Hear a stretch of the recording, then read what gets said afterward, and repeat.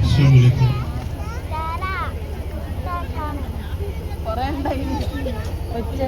തീരെ വയ്യാതെ കിടക്കുന്ന ഒരു അച്ഛനെ ആശുപത്രിയിൽ അഡ്മിറ്റ് ചെയ്തു.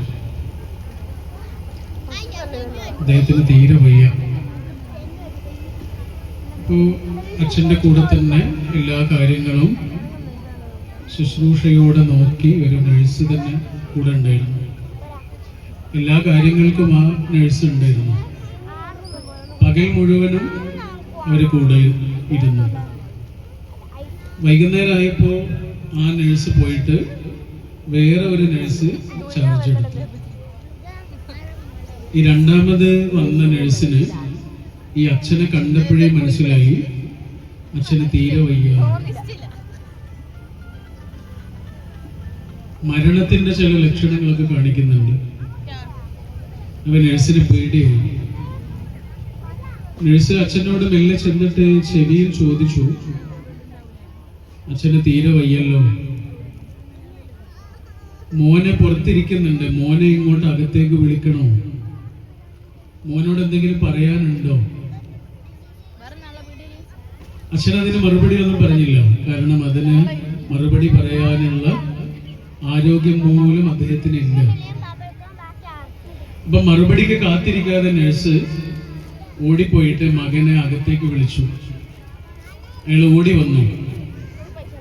നഴ്സ് പറഞ്ഞു, അച്ഛന് തീരെ വയ്യ, അച്ഛന്റെ കൂടെ തന്നെ നിന്നോളൂ, അച്ഛനോട് എന്തെങ്കിലും പറയാനുണ്ടെങ്കിൽ പറഞ്ഞോളൂ. അയാൾ അച്ഛന്റെ കൂടെ തന്നെ നിന്നു. അച്ഛനെ ഇങ്ങനെ തൊട്ട് തലോടി ആശ്വസിപ്പിച്ച് അച്ഛന്റെ കൂടെ തന്നെ നിന്നു. ഒരു പഠിച്ചു അച്ഛൻ മരിച്ചു. ഇപ്പൊ ഡോക്ടർമാരും നഴ്സുമാരും എല്ലാവരും ഓടി വന്ന് ബാക്കിയുള്ള കാര്യങ്ങളൊക്കെ ഇങ്ങനെ കൂട്ടം കൂടി നിന്ന് ചെയ്യുന്നതിനിടയിൽ ഈ മകനില്ലേ സങ്കടത്തോടെ ഇങ്ങനെ പുറത്തേക്ക് ഇറങ്ങിപ്പോകുമ്പോ നഴ്സിനോടൊരു ചോദ്യം ചോദിച്ചു. ആ ചോദ്യം കേട്ട് നഴ്സ് ആകെ അമ്പരന്നുപോയി. ഇതാരാണ്? അപ്പൊ നിങ്ങളുടെ അച്ഛനല്ലേ ഇത്? അല്ല, എന്റെ അച്ഛനൊന്നുമല്ല, എന്റെ അച്ഛൻ അപ്പുറത്തെ വാർഡില്ല. ഇതാരാണ്? അപ്പൊ നിങ്ങളുടെ അച്ഛനല്ലെങ്കിൽ പിന്നെ ഞാൻ വിളിച്ചപ്പോ എന്തിനാ ഓടി വന്നത്? നിങ്ങളുടെ അച്ഛനല്ല എങ്കിൽ പിന്നെ ഞാൻ വിളിച്ചപ്പോ എന്തിനാണ് ഓടി വന്നത്? അപ്പൊ അയാള് പറഞ്ഞു, എന്നെ കൊണ്ട് എന്തോ ഒരു ആവശ്യമുണ്ടെന്ന് തോന്നി, അതുകൊണ്ട് ഓടി വന്നു. നഴ്സിനൊന്നും പറയാൻ കിട്ടിയില്ല. നഴ്സ് ഇങ്ങനെ കൈകൂപ്പി, മരിച്ചാലും മറക്കൂല എന്ന് പറഞ്ഞു.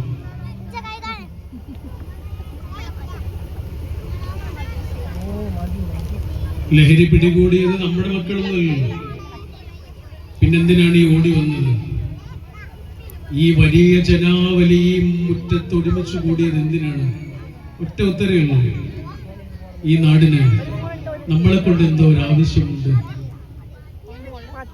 ഈ നാടിന് നമ്മളെ കൊണ്ട് എന്തോ ഒരു ആവശ്യമുണ്ട് എന്ന ഒരൊറ്റ വിചാരം കൊണ്ട് ഓടിക്കൂടിയ ഈ വലിയ ജനാവലിക്ക് എന്റെ എല്ലാ തരത്തിലുള്ള അഭിനന്ദനങ്ങളും അറിയിക്കാനാണ് എനിക്ക് ആദ്യം തോന്നുന്നത്.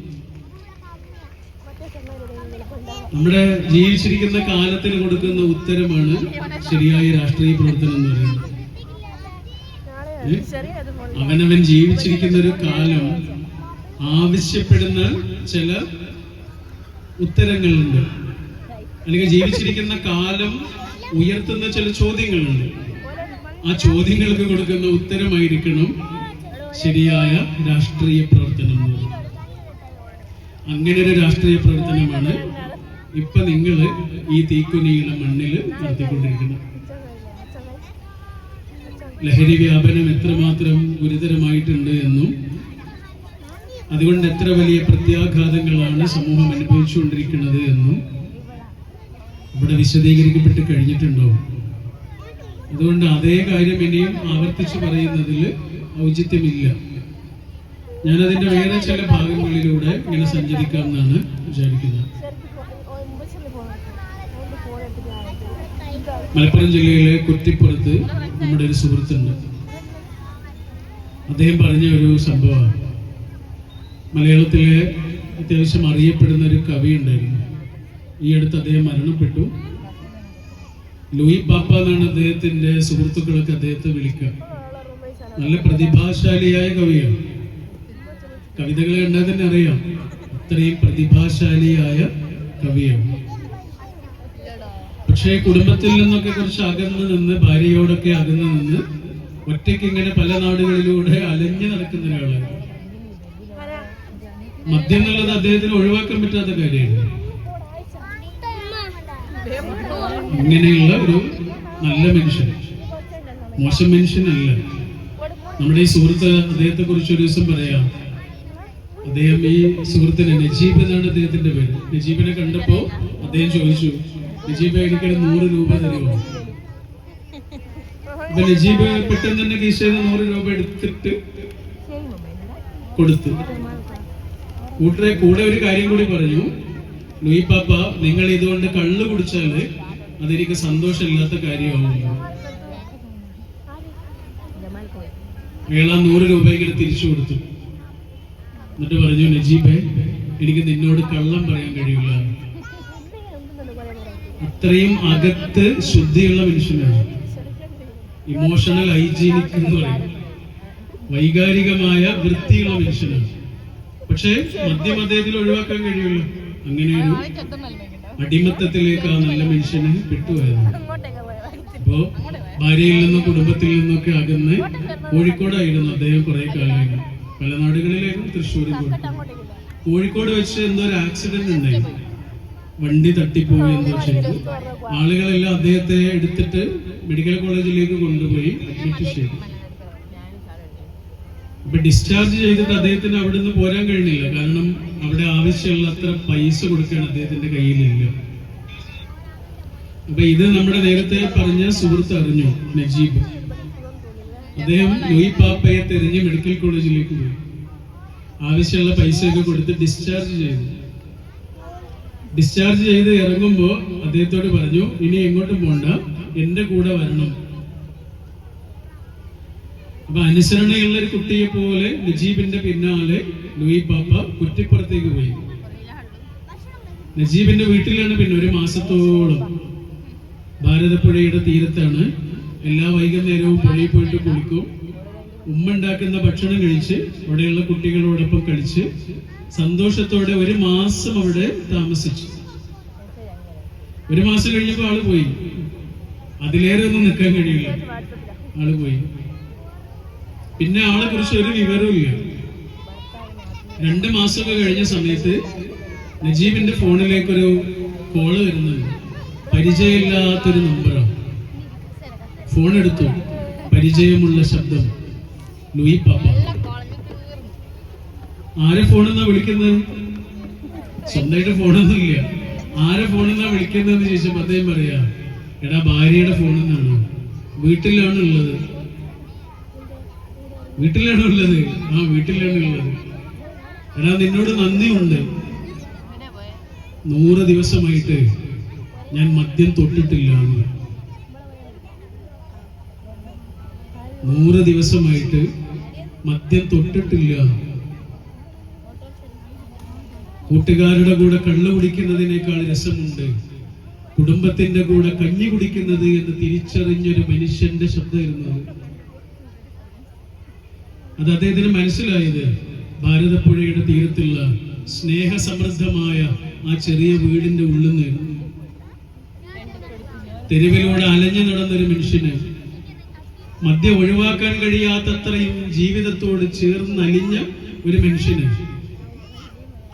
ഒരു വീടിന്റെ തണല് കിട്ടിയപ്പോ അതിനേക്കാൾ വലിയ ലഹരി ഉണ്ട് ഇതിന് എന്ന് തിരിച്ചറിഞ്ഞതിന്റെ ശബ്ദമാണ്.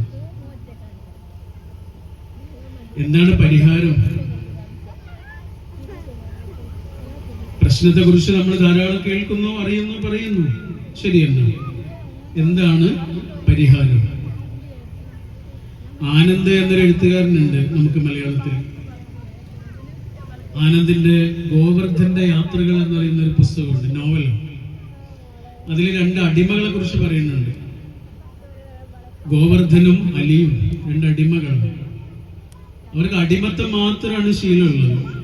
അവരൊരു യജമാനന്റെ അടിമകളാണ്. ആ അടിമകളായിട്ട് മാത്രമേ അവർ ജീവിച്ചിട്ടുള്ളൂ. ഒരു ദിവസം യജമാനൻ അവരെ മോചിപ്പിക്കുക. അങ്ങനെ മോചിതരായതിന്റെ സന്തോഷത്തോടെ അവര് അടിമത്തത്തിൽ നിന്ന് മോചിതരായതിന്റെ ആനന്ദത്തോടെ ജീവിക്കാൻ തുടങ്ങുക. അങ്ങനെ തുടങ്ങി. പക്ഷെ അവർക്കത് സാധ്യമാകണില്ല. അടിമകളായിട്ടല്ലാത്തൊരു ജീവിതം അവർക്ക് അറിയില്ല. അങ്ങനെ അവർ അടിമത്തത്തിലേക്ക് തന്നെ തിരിച്ചു പോകുന്നതാണ് ആ നോവലിന്റെ പ്രമേയം എന്ന് പറയുന്നത്. ഇതാണ് അടിമത്തം.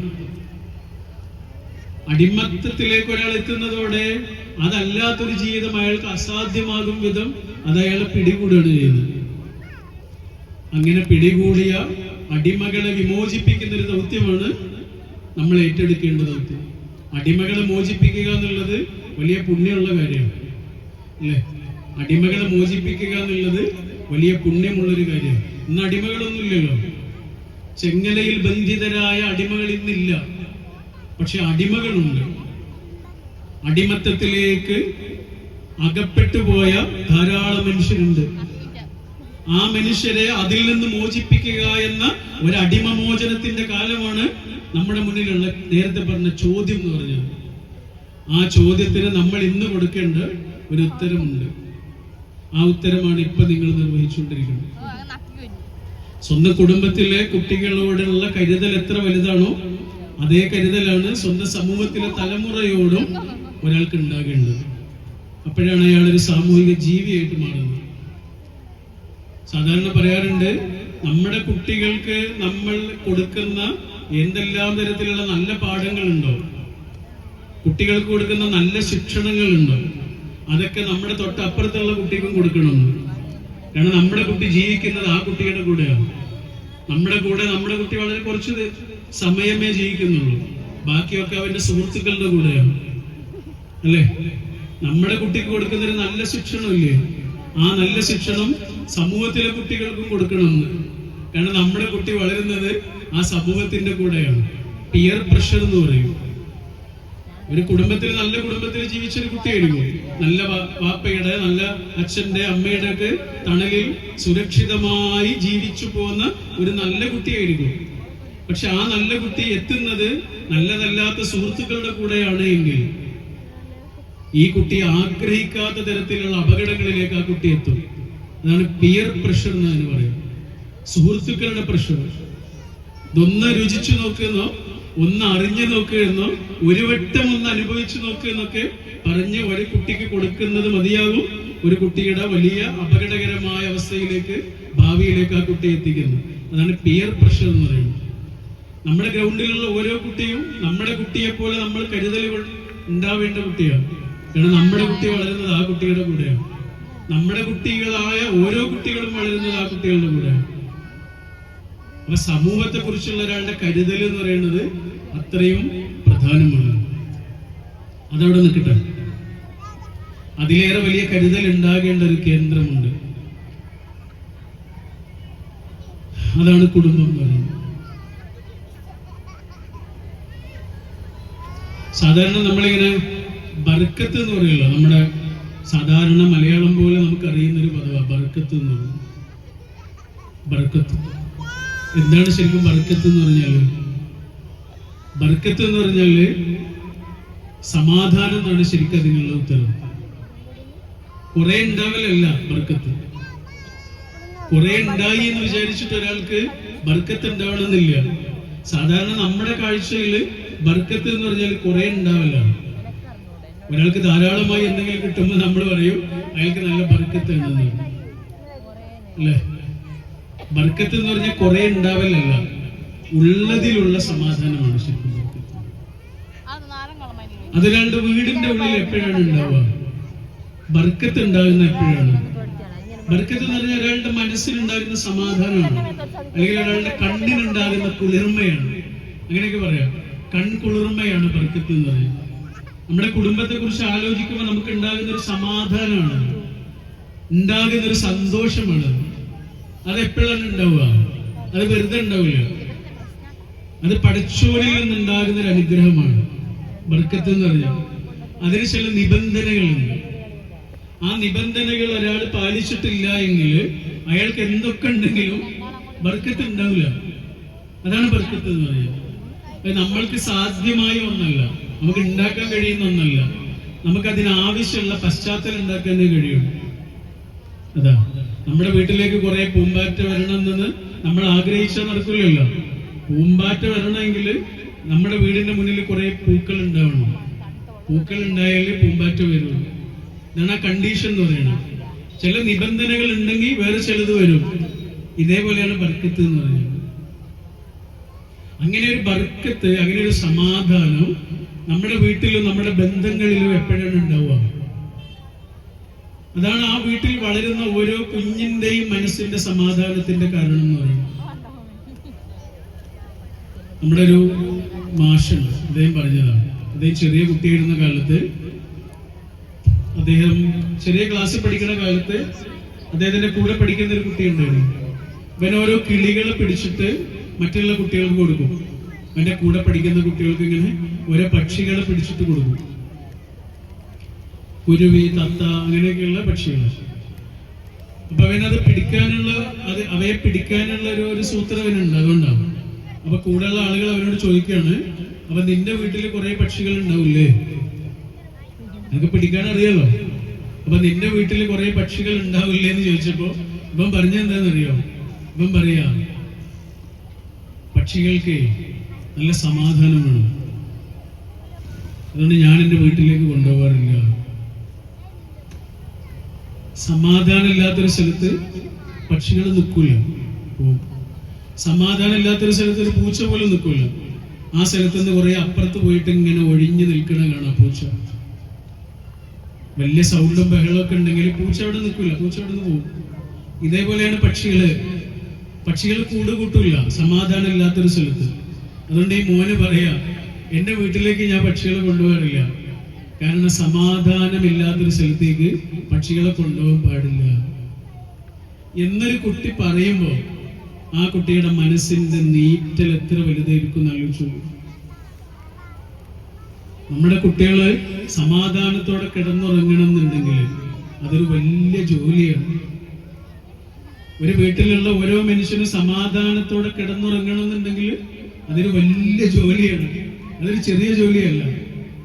ആ വലിയ ജോലി ഒരാൾ ചെയ്ത് കഴിയുമ്പോഴാണ് നേരത്തെ പറഞ്ഞ ആ ബർക്കത്ത് ഒരു വീടിന്റെ മുകളിലേക്ക് പഠിച്ചോൻ തരുള്ളൂ. അതാ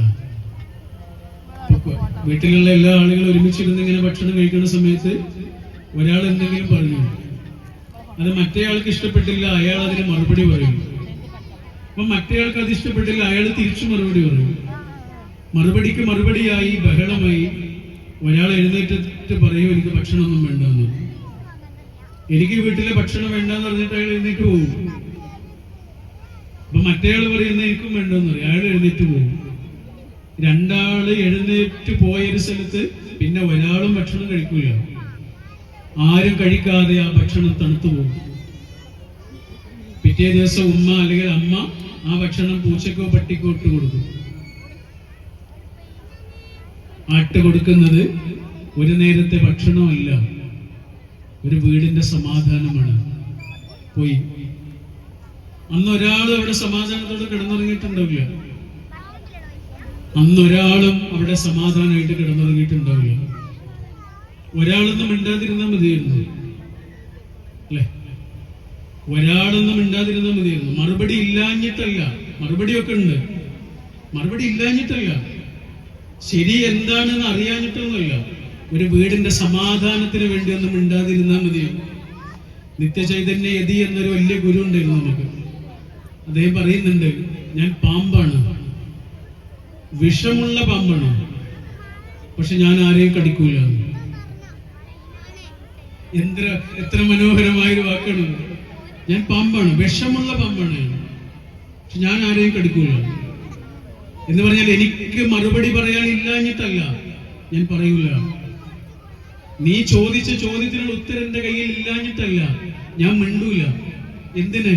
ഒരു വീടിന്റെ സമാധാനത്തിന് വേണ്ടി. നീ പറഞ്ഞ കാര്യത്തിന് മറുപടി എനിക്കറിയാം, പക്ഷെ ഞാനത് മിണ്ടൂല. ഈ വീട്ടിലെ കുട്ടികൾ സമാധാനമായിട്ട് കിടന്നുറങ്ങാൻ വേണ്ടിയിട്ട്. ബർക്കത്ത് വെറുതെ ഉണ്ടാവില്ല.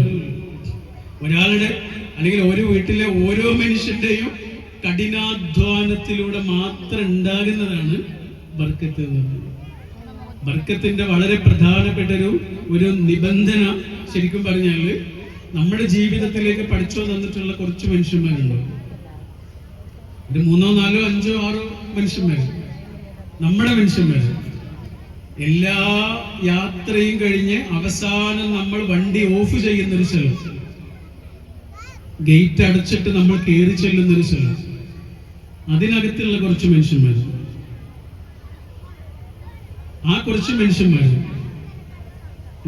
എല്ലാ യാത്രയും കഴിഞ്ഞ് അവസാനം നമ്മുടെ വണ്ടി ഓഫ് ചെയ്യുന്നൊരു സ്ഥലമുണ്ടല്ലോ, എന്നിട്ട് ഗേറ്റ് അടച്ചിട്ട് നമ്മൾ കയറി പോകുന്നൊരു സ്ഥലമുണ്ടല്ലോ, ആ സ്ഥലത്തിനകത്തുള്ള കുറച്ച് മനുഷ്യന്മാർ നമ്മുടെ ജീവിതത്തിലെ ഏറ്റവും പ്രധാനപ്പെട്ട മുൻഗണനയായി മാറുക എന്നുള്ളത്. 4, 5, 6 കുറച്ച് മനുഷ്യന്മാരെ ഉണ്ടാവുള്ളൂ. ആ മനുഷ്യന്മാര് ഈ ഭൂമിയിലെ നമുക്ക് ഏറ്റവും പ്രധാനപ്പെട്ട മുൻഗണനയായി മാറുക എന്നുള്ളത്. അത് കഴിഞ്ഞിട്ടേ ബാക്കിയുള്ളതൊക്കെ ഉള്ളൂ. അത് കഴിഞ്ഞിട്ടേ ബാക്കിയുള്ളതെല്ലാം ഉള്ളൂ. ഇതാണ് മുൻഗണന എന്ന് പറയുന്നത്. ഒരു കഥ പറയാറുണ്ട്. ഒരു അമ്മ, ഒരു ഭിക്ഷക്കാരിയായ അമ്മ, ആ അമ്മയുടെ കുട്ടിയെ ഇങ്ങനെ തോളിലെടുത്തിട്ട് ഇങ്ങനെ നടന്നു പോവാണ്, ഭിക്ഷ തെരഞ്ഞു പോവാണ്. അങ്ങനെ ഭിക്ഷ തെരഞ്ഞു പോകുന്നതിനിടയിൽ അവരുടെ മുന്നിൽ ഒരു വലിയ ഗുഹ. ആ ഗുഹയുടെ മുന്നിൽ ഒരാൾ നിൽക്കുന്നുണ്ട്. അയാൾ പറഞ്ഞു, ഈ ഗുഹയുടെ അകത്ത് നിറയെ സ്വർണവും വെള്ളിയും പണത്തിന്റെ കൂമ്പാരങ്ങളൊക്കെയാണ്. നിങ്ങൾക്ക് എത്ര വേണമെങ്കിലും എടുക്കാം. നിങ്ങൾക്ക് എത്ര വേണമെങ്കിലും എടുക്കാം. നിങ്ങൾക്ക് ഇതിനകത്തേക്ക് കയറിയിട്ട് എത്ര വേണമെങ്കിലും എടുക്കാം. പക്ഷെ 3 മിനിറ്റ് മാത്രമേ നിങ്ങൾക്ക് എടുക്കാൻ പറ്റുള്ളൂ. 3 മിനിറ്റ് കഴിഞ്ഞാൽ ഒരു ബെല്ലടിക്കും. ബെല്ലടിച്ചു കഴിഞ്ഞാൽ നിങ്ങൾ പുറത്തേക്ക് ഇറങ്ങിയിട്ടില്ലെങ്കിൽ പിന്നെ നിങ്ങൾക്ക് ഒരിക്കലും പുറത്തിറങ്ങാൻ കഴിയില്ല. 3 മിനിറ്റ് നിങ്ങൾക്ക് എത്ര വേണമെങ്കിലും എടുക്കാം, എന്ത് വേണമെങ്കിലും വാരിക്കൂട്ടാം. 3 മിനിറ്റ് കഴിഞ്ഞാൽ ഒരു ബെല്ലടിക്കും. ആ ബെല്ലടിച്ചു കഴിഞ്ഞാൽ നിങ്ങൾ പുറത്തേക്ക് ഇറങ്ങിയിട്ടില്ലെങ്കിൽ പിന്നെ നിങ്ങൾക്ക് ഒരിക്കലും പുറത്തിറങ്ങാൻ കഴിയില്ല. 3 മിനിറ്റൊക്കെ മതിയല്ലോ. 3 മിനിറ്റൊക്കെ മതി. അവര് 3 മിനിറ്റ് മതി എന്ന് പറഞ്ഞിട്ട് ആ ഗുഹയുടെ അകത്തേക്ക് കയറിയിട്ട് കിട്ടാവുന്ന അത്രയും സാധനങ്ങൾ വാരിക്കൂട്ടാൻ തുടങ്ങി. അവർക്ക് കിട്ടുന്നത് മുഴുവനും വാരിക്കൂട്ടും. അങ്ങനെ വാരിക്കൂട്ടുന്നതിനിടയിൽ ബെല്ലടിച്ചു. 3 മിനിറ്റ് കഴിഞ്ഞു. അവര് പുറത്തേക്ക് ചാടി, രക്ഷപ്പെട്ടു. അവരിങ്ങനെ കയ്യിലേക്ക് നോക്കുമ്പോ 2 തലമുറക്ക് ജീവിക്കാൻ ആവശ്യമുള്ള അത്രയും അവരുടെ കയ്യിലുണ്ട്. അത്രയും സാധനങ്ങൾ അവർ വാരിക്കൂട്ടിയിട്ടുണ്ട്. ഭയങ്കര സന്തോഷമായി. പക്ഷെ അതിനിടയ്ക്ക് ചെറിയൊരു പ്രശ്നം ഉണ്ടായി. അതെന്താണെന്നറിയോ? അവരുടെ ഒക്കത്തുണ്ടായിരുന്ന കുട്ടിയില്ലേ, ആ കുട്ടി ആ ഗുഹയുടെ അകത്തായി പോയി. അതാണ് ചിലതൊക്കെ വാരിക്കൂട്ടുന്നതിനിടയിൽ, ചിലതിലൊക്കെ മുഴുകുന്നതിനിടയിൽ, ചിലതിനൊക്കെ പ്രാധാന്യം കൊടുക്കുന്നതിനിടയിൽ, ചിലതെങ്ങാനും നമ്മൾ മറന്നു വെച്ചാൽ പിന്നെ ഒരിക്കലും തിരിച്ചെടുക്കാനാകാത്ത വിധം അത് നമ്മളിൽ നിന്ന് അകന്നു പോയിട്ടുണ്ടാവും. മിക്കവാറും അത് നമ്മുടെ കുട്ടികളുടെ കുട്ടിക്കാലമായിരിക്കും. മിക്കവാറും അത് നമ്മുടെ കുട്ടികളുടെ കുട്ടിക്കാലമായിരിക്കും. നമ്മൾ അറിഞ്ഞില്ല നമ്മുടെ കുട്ടികൾ വളരുന്നത്. പഴയ ഫോട്ടോ ഒക്കെ എങ്ങനെ നോക്കും. നമ്മുടെ മോന് 14 വയസ്സായിട്ടുള്ളൂ. അപ്പോഴിങ്ങനെ പഴയ ഫോട്ടോ ഒക്കെ നോക്കുന്ന സമയത്ത് നമുക്ക് സങ്കടം വരും. അവന്റെ ചില പ്രായമൊക്കെ നമ്മൾ ഓർമ്മ പോലും ഇല്ല. അവന്റെ ചില നല്ല സമയങ്ങൾ നമുക്ക് ഓർമ്മ പോലും ഇല്ല. നമ്മൾ വേറെ കാര്യങ്ങളിൽ മുഴുകിയല്ലോ, അവന്റെ ചില സമയങ്ങൾക്ക്, നല്ല നിമിഷങ്ങൾക്ക് സമയം കൊടുത്തില്ലല്ലോ എന്നൊക്കെ ആലോചിച്ചുണ്ടാകുന്ന ഒരു കുറ്റബോധമുണ്ട്. വലിയ പ്രശ്നം എന്താണെന്നറിയോ നിങ്ങള്? നമ്മുടെ കുട്ടികൾക്ക് ഒരു കുട്ടിക്കാലം ഉള്ളൂ എന്നുള്ളതാണ് പ്രശ്നം. പരിഹരിക്കാൻ സമയമില്ലാത്ത വിധം നമ്മുടെ കയ്യിൽ നിന്ന് ഉതിർന്നു പോകുന്ന കാലമാണ് കുട്ടികളുടെ കുട്ടിക്കാലം എന്ന് പറയുന്നത്. നമ്മുടെ പഴയൊരു കവിയുണ്ട്, അദ്ദേഹം പാടുന്നുണ്ട്, കുട്ടിടക്കേതോ വരം കൊണ്ടിവൾ പണ്ടേ പോലെ കുട്ടിയായിരുന്നെങ്കിൽ, കുട്ടിടക്കേതോ വരം കൊണ്ടിവൾ പണ്ടേ പോലെ കുട്ടിയായിരുന്നെങ്കിൽ.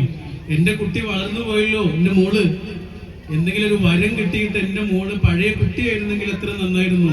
എനിക്ക് ചിലതൊക്കെ